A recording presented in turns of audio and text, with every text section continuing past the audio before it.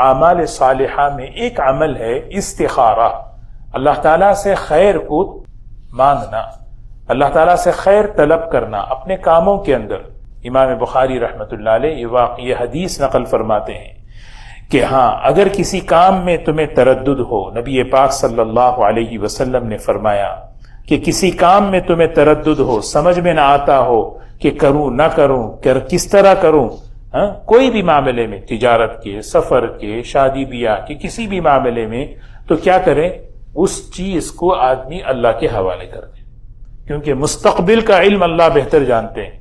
اور کیسے کرنا ہے یہاں پر بتایا کہ بھئی کہ 2 رکعت نفل نماز پڑھ لے، پڑھنے کے بعد اللہ سے دعا کریں، اللہم انی استخیرک بعلمک، اے اللہ میں خیر طلب کرتا ہوں آپ کے علم کا واسطہ دے کر۔ اللہ تعالیٰ کے جتنے صفات ہیں اس میں بہت بڑی طاقتور صفت ہے صفت علم۔ اللہ کی صفت علم کا ایک نمونہ ہے قرآن پاک۔ قرآن پاک اللہ کی صفت علم کا مظہر ہے۔ اس علم کی صفت کا واسطہ دے کر یا اللہ میں تجھ سے خیر مانگتا ہوں اس چیز میں، وَأَسْتَقْدِرُكَ بِقُدْرَتِكَ، اللہ تعالیٰ اے اللہ میں تیری قدرت کا واسطہ دے کر جو چیز میں مانگ رہا ہوں تو اس میں اپنی قدرت شامل کر دے، وَأَسْأَلُكَ مِن فَضْلِكَ الْعَظِيمِ فَإِنَّكَ تَقْدِرُ وَلَا أَقْدِرُ، کرنے والے آپ ہیں، قدرت آپ کی ہے، میری قدرت نہیں ہے۔ تَعْلَمْ وَلَا أَعْلَمْ، علم تو آپ ہی کو ہے، میں نہیں جانتا۔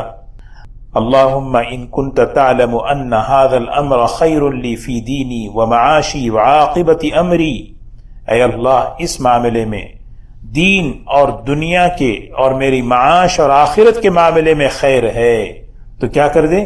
فقدرہ لی، یا اللہ یہ چیز مقدر کر دیجئے، ویسرہ لی، اے اللہ آسان فرما دیجئے، ثم بارک لی فیہ، اے اللہ اس میں برکت بھی دے دیجئے، اے اللہ وہ دے دے اور پھر آسانی کے ساتھ دے دے اور پھر اس میں برکت بھی دے دے۔ سبحان اللہ، یہ دعا جو ہے نا یقین پیدا ہو جائے، سوائے نبی کے کوئی نہیں سکھا سکتے یہ جملے جو ہے نہیں، سوائے نبی کے کوئی بول ہی نہیں سکتے یہ جملے۔